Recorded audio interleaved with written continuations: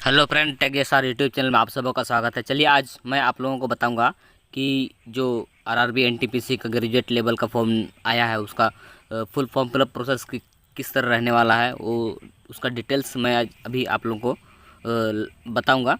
चलिए देखते हैं उसका जो आरआरबी का ऑफिशियल वेबसाइट है उसमें जाके हम लोग इस वेबसाइट में आके आप उसमें डिटेल्स आ जाएगी। अब मैं आपको बता दूं कि अगर आपने इस वेबसाइट का इस्तेमाल करके कोई भी फॉर्म भरा है तो आप यहां पर ऑलरेडी हैव एन अकाउंट इसके ऊपर क्लिक करके इसमें रजिस्टर्ड मोबाइल नंबर, पासवर्ड और कैप्चा कोड डाल करके लॉगिन कर लेंगे। पर गाइज अगर आप फ्रेशर है, पहली बार इस वेबसाइट का इस्तेमाल करके कोई फॉर्म भर रहे हैं तो आप क्रिएट एन अकाउंट इसके ऊपर क्लिक करेंगे। और यहाँ पर भी आपको यही नोटिस दिया कि अगर आपने रिसेंट में जो फॉर्म आया था आरपीएफ का, एसआई कांस्टेबल का, या फिर जो आपके टेक्नीशियन के फॉर्म आए थे, या एएलपी के फॉर्म आए थे, या फिर पैरामेडिकल स्टाफ के फॉर्म आए थे, वो आपने भरा है तो आपको नया रजिस्ट्रेशन करने की कोई आवश्यकता नहीं है। आप पुराने वाले से ही लॉगिन करके फॉर्म को भर सकते हैं। पर आप तो फ्रेशर है इसलिए आप यहां पर रजिस्ट्रेशन करेंगे तो आप यहां से ओके कर दीजिए। इसके लिए सबसे पहले कंट्री ऑफ नेशनलिटी में आप इंडिया सेलेक्ट करेंगे। फिर पर्सनल इन्फॉर्मेशन में जो भी आपका नाम 10th के सर्टिफिकेट के अकॉर्डिंग है वो आपको यहां पर डालना है। उसको दोबारा से डाल करके आपको वेरीफाई कर देना है। अगर आपने 10वीं के बाद में आपका नाम बदला है तो यस करिए, नहीं तो आपको नो करना है। फिर जो भी आपकी डेट ऑफ बर्थ है वो आप यहां पर कैलेंडर के ऊपर क्लिक करके सिलेक्ट कर लेंगे। पहले ईयर, फिर यहां से आपका जो भी मंथ है वो, और उसके बाद में डे, एंड देन उसको दोबारा सेलेक्ट करके वेरीफाई कर लेंगे। फिर आपको आपका जेंडर सेलेक्ट करना है, उसको दोबारा सेलेक्ट करके वेरीफाई कर लेना है। फिर फादर नेम डालेंगे, फादर नेम को दोबारा डाल करके वेरीफाई कर लेंगे। उसके बाद मदर नेम डालना है, मदर नेम को दोबारा डाल करके वेरीफाई कर देना है। फिर आता है आपका आधार कार्ड का नंबर, तो आप आधार कार्ड नंबर डालिए और वेरीफाई यूजिंग आधार इसके ऊपर क्लिक कीजिए। अगर आपके पास आधार कार्ड नहीं है तो आप I do not have Aadhaar card इसके ऊपर क्लिक करके यहाँ पर I do not have Aadhaar card इसके ऊपर क्लिक कीजिएगा और फिर इनमें से कोई भी एक आईडी आपको सेलेक्ट कर लेनी है एंड देन उसका जो भी नंबर है वो यहाँ पर डालना है। इश्यूइंग अथॉरिटी बतानी है कि कौन सी अथॉरिटी के द्वारा आपका ये आईडी जारी हुआ है और कहाँ से जारी हुआ है, उस स्थान का नाम भी आपको देना होगा। पर अगर आपके पास आधार है तो फिर आपको ये देने की आवश्यकता नहीं पड़ेगी। फिर आप यहाँ पर आपका ईमेल एड्रेस डालेंगे और जनरेट ईमेल ओटीपी पर क्लिक करेंगे तो आपके ईमेल पर एक ओटीपी जाएगा जो कि आप यहाँ पर डाल देंगे। फिर नंबर डालेंगे सेम वे में और मोबाइल वाला जो ओटीपी है वो जनरेट करेंगे और उसको यहाँ पर डाल देंगे। एंड देन आप यहाँ पर एक पासवर्ड बनाएंगे। पासवर्ड के अंदर आपके इंग्लिश का कैपिटल लेटर, स्मॉल लेटर, साथ ही साथ कोई एक स्पेशल कैरेक्टर भी होना चाहिए। तो कुछ इस तरह का पासवर्ड बना लेंगे और फिर उसको दोबारा डाल करके वेरीफाई कर देंगे।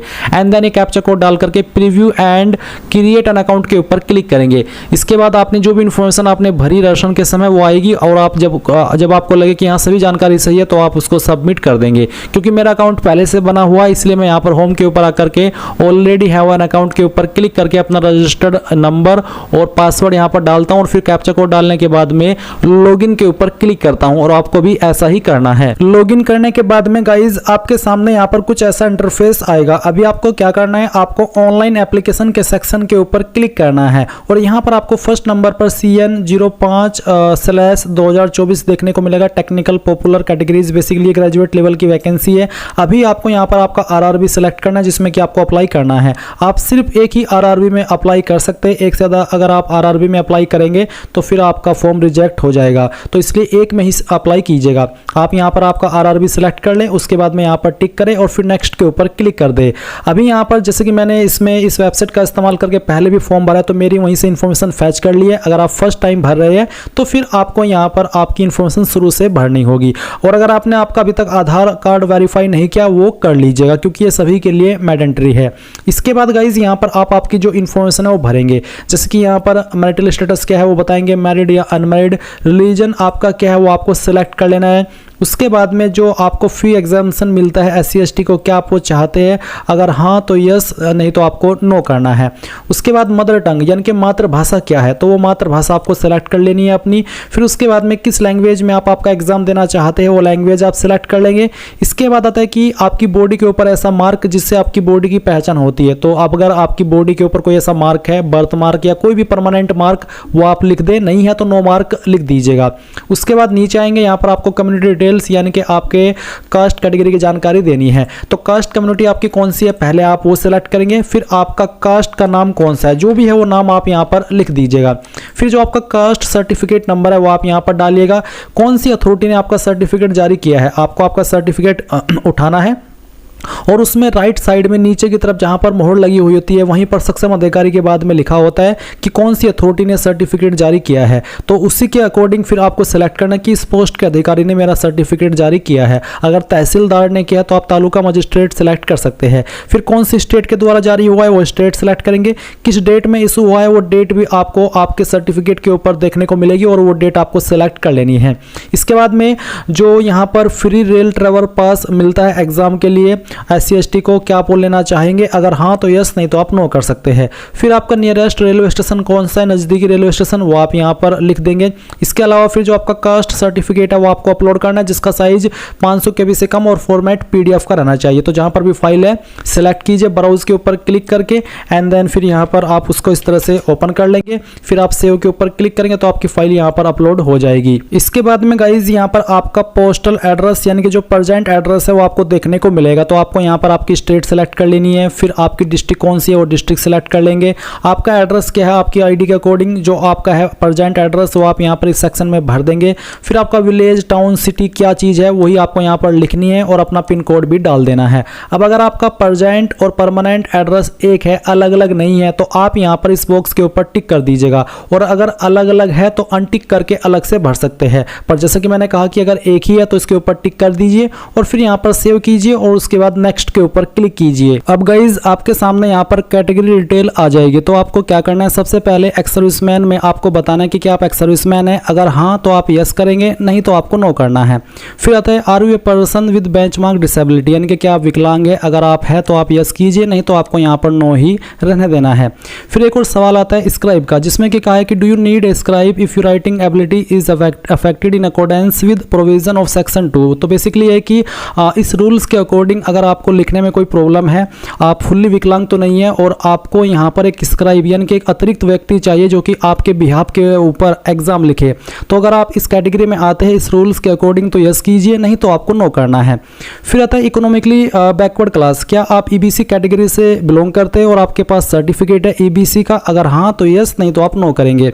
फिर आता है details of serving railway applicant, क्या आप एक इंडियन रेलवे के सर्विंग एप्लीकेंट है जो कि ऑलरेडी रेलवे के अंदर काम करते हैं। अगर हाँ तो यस, नहीं तो आप नो कर देंगे। फिर आता है current employment details excluding railways employees, name of the current department, अगर आप यहाँ पर इनमें से किसी डिपार्टमेंट के अंदर करंटली काम करते हैं जैसे कि सेंट्रल गवर्नमेंट, स्टेट गवर्नमेंट या फिर पब्लिक सेक्टर अंडरटेकिंग, तो आपको बताना है। अगर आप नहीं करते, आप अनएम्प्लॉयड है यानी कि बेरोजगार है, तो आप यहाँ पर नॉट एप्लीकेबल के ऊपर क्लिक करेंगे। फिर आती है bank details for refund of fee, यानी कि जो आपको बाद में फीस रिफंड होगी आपका टियर फर्स्ट का एग्जाम हो जाने के बाद में, उसके संबंध को लेकर के आपको यहाँ पर आपकी बैंक की जानकारी देनी है। तो सबसे पहले तो आपको बताना है कि आपका बैंक अकाउंट किस नाम पर है। अभी कुछ कैंडिडेट का सवाल होगा कि सर मेरा बैंक अकाउंट मेरे नाम पर नहीं है, किसी और के नाम पर है, तो आप वो भी दे सकते हैं, वो भी यहाँ पर चल जाएगा। तो आपको अकाउंट होल्डर नेम देना है, फिर अकाउंट का नंबर देना है, उसके बाद में यहाँ पर उसको दोबारा डाल करके वेरीफाई करना है। IFSC कोड देना है। IFSC कोड आपको आपकी बैंक की पासबुक के ऊपर मिलेगा या फिर आप गूगल के अंदर जाइए और आपको आपकी बैंक का नाम लिखना है। उसके बाद में आपको लिखना है कि आपकी कौन सी ब्रांच है और फिर लिखना है IFSC कोड। तो आप इसको ऑनलाइन वे में भी प्राप्त कर सकते हैं। ये डालने के बाद जैसे आप कंफर्म करेंगे तो आपके बैंक का नाम और बैंक का एड्रेस ऑटोमेटिकली फैच कर ले जाएगा। इसके बाद गाइज ये सभी इंफॉर्मेशन चेक करने के बाद आप सेव करेंगे और फिर यहाँ पर आप नेक्स्ट के ऊपर क्लिक करेंगे। अब यहाँ पर आपके सामने क्वालिफिकेशन की जानकारी आ चुकी है। तो मैंने यहाँ पर पहले से अपनी इंफॉर्मेशन भर रखी है 10th वाली, जो कि आप देख सकते हैं। तो आप शुरू से भरेंगे, इसलिए आप यहाँ पर 10 सेलेक्ट करेंगे क्वालिफिकेशन के सेक्शन में। उसके बाद में आपको स्टेट बताने की कहाँ से आपने आपकी 10वीं की है, रोल नंबर बताना होगा, डिस्ट्रिक्ट बतानी होगी, आपके बोर्ड का नाम आपको देना होगा, डेट ऑफ रिजल्ट या फिर डेट ऑफ डिक्लेरेशन रिजल्ट वो आपको बतानी होगी और उसको सेव कर देना है। उसके बाद आप यहाँ पर क्वालिफिकेशन के सेक्शन में बैचलर डिग्री सेलेक्ट कर लेंगे, क्योंकि इसमें जितनी भी पोस्ट निकाली है ग्रेजुएट लेवल पर उसमें सभी पर अगर आप ग्रेजुएट है आप अप्लाई कर सकते हैं। तो डिसिप्लिन में बैचलर डिग्री सेलेक्ट कर ले। सब स्ट्रीम अगर आपका कोई है तो वो आप यहाँ पर एंटर कर दे। जैसे कि अगर आपने BA की है तो आप यहाँ पर हिंदी, इंग्लिश या जो भी जिन भी सब्जेक्ट से आपने की है उन सब्जेक्ट के नाम भी दे सकते हैं। या फिर अगर आपके ऊपर सब स्ट्रीम एप्लीकेबल होता है तो वो आप यहाँ पर दे दीजिए। जैसे कि BTech BE की डिग्री होती है तो उसमें स्ट्रीम होते हैं, वो आप यहाँ पर बता सकते हैं। स्टेट आपकी कौन सी जहाँ से आपने की है वो आप बता देंगे। डिस्ट्रिक्ट कौन सी है वो आप सिलेक्ट कर लेंगे। नेम ऑफ कॉलेज यूनिवर्सिटी क्या है, कहाँ से आपने की है वो आपको यहाँ पर बताना होगा। तो जहाँ से भी की है वो आप यहाँ पर सिलेक्ट कीजिए और ये सिलेक्ट करने के बेसिकली सिलेक्ट नहीं, आपको खुद से भरनी है। फिर आता है डेट ऑफ रिजल्ट डिक्लेरेशन, तो कब आपने इसको पास कर लिया था वो भी आप यहाँ पर इस तरह से सिलेक्ट कर लेंगे। एंड देन पूछा कि do you have typing proficiency in English या फिर हिंदी ऑन कंप्यूटर, अगर आपको इंग्लिश या फिर हिंदी की टाइपिंग आती है तो यस कीजिए। उसके बाद में यहाँ पर आता है upload valid matriculation SSLC certificate, तो यहाँ पर गाइज आप इसके ऊपर क्लिक कीजिए और जो आपका 10वीं का सर्टिफिकेट है वो आपको अपलोड करना है। ये भी आपको PDF के फॉर्मेट में अपलोड करना होगा, तो यहाँ पर इस तरह से फाइल आपकी अपलोड हो जाएगी। अब गाइज यहाँ पर आपके सामने कुछ ऐसा इंटरफेस आ जाएगा, तो अभी आपको क्या करना है, आपको यहाँ पर आपका फोटो और साइन अपलोड करना होगा। तो यहाँ पर जो आपने डॉक्यूमेंट अपलोड किया है वो भी आप व्यू कर सकते हैं। साथ ही साथ आप देख सकते हैं कि मेरा फोटो एंड जो साइन है वो पहले से अपलोड है, क्योंकि मैंने पहले भी फॉर्म भरा है। तो मैं आपको बताना चाहूँगा कि अगर आपको फोटो साइन का नहीं पता कैसे अपलोड करना है तो ध्यान दीजिए, साइज 30 से 70 KB के बीच में और बैकग्राउंड बिल्कुल व्हाइट होना चाहिए, नहीं तो प्रॉब्लम हो जाएगी। और आपको यहाँ पर सैंपल भी दिए कि किस तरह का फोटो एक्सेप्ट होगा, और बहुत सारी वीडियोज़ आपको यूट्यूब के ऊपर मिल भी जाएगी जिसमें कि आप देख सकते हैं कि रेलवे में फोटो कैसे अपलोड करें, और मैंने भी बनाई है जिसका लिंक मैं आपको इस वीडियो के डिस्क्रिप्शन में दे दूंगा। तो उसको वॉच करके आपको थोड़ा अच्छे से आइडिया हो जाएगा, ताकि आपसे फोटो को अपलोड करने में कोई भी प्रॉब्लम ना हो, क्योंकि अगर आपने फोटो गलत अपलोड कर दिया तो आपका फॉर्म रिजेक्ट हो जाएगा। इसलिए अच्छे से आपको दिए गए इंस्ट्रक्शंस को फॉलो करने के बाद ही अपने फोटो साइन को अपलोड करना है। एंड जैसे आप इनको अपलोड कर दे तो फिर आप यहाँ पर सेव करेंगे एंड देन नेक्स्ट के ऊपर क्लिक करेंगे। फिर आएगा गाइज यहाँ पर आपके RRB जिनके लिए आप एलिजिबल है, तो ये सभी RRB के लिए मैं एलिजिबल हूँ, इन जोन के लिए मैं एलिजिबल हूँ, जिस जोन RRB से मैंने अप्लाई किया उसके अकॉर्डिंग। तो आपको किसको क्या प्रेफरेंस देनी है वो आप यहाँ पर इस तरह से टिक कर देंगे। आप सभी को प्रेफरेंस दे सकते हैं अगर आप देना चाहते हैं। फिर आप यहाँ पर देखेंगे I have exercised and checked my order of post preference, यानी कि मैंने अपनी ऑर्डर ऑफ पोस्ट प्रेफरेंस को अच्छे से चेक कर लिया है, तो इसके ऊपर आप टिक कर देंगे। इसके बाद यहाँ पर I have not undergone LASIK surgery और एनी सर्जिकल, तो आप इसके ऊपर टिक करेंगे। फिर यहाँ पर टिक करेंगे पैलेस, यानी कि कहाँ से आप फॉर्म को भर रहे हैं उस सिटी का नाम आप यहाँ पर एंटर करेंगे। एंड देन आप प्रीव्यू एप्लीकेशन के ऊपर क्लिक करके जितनी भी जानकारी आपने भरी उनको चेक कर लेंगे। जब आपको लगे कि सभी जानकारी सही है तब आप यहाँ पर सेव के ऊपर क्लिक करेंगे। और गाइज जैसे ही आप यहाँ पर प्रीव्यू के ऊपर क्लिक करेंगे तो आपको यहाँ पर टिक करना है, और पूरी तरीके से श्योर होने के बाद में आप सबमिट के ऊपर क्लिक करेंगे। जैसे आप सबमिट कर देंगे तो आपको यहाँ पर आपका जो एप्लीकेशन फीस है वो जमा करना होगा, और जैसे आप फीस जमा करेंगे तब जाकर के आपका फॉर्म यहाँ पर कंप्लीट माना जाएगा। अगर आपकी फीस बैंक अकाउंट से कट हो जाए और वेबसाइट के ऊपर अपडेट ना हो तो आपको वेट करना होगा 24 से 48 घंटे का। आपको दोबारा से तुरंत फीस जमा नहीं करनी, नहीं तो दोनों बार की चली जाएगी। अब आप यहाँ पर पे विद रेजर पे के ऊपर क्लिक कीजिएगा और उसके बाद में आपको पेमेंट के पेज पर ट्रांसफर कर दिया जाएगा।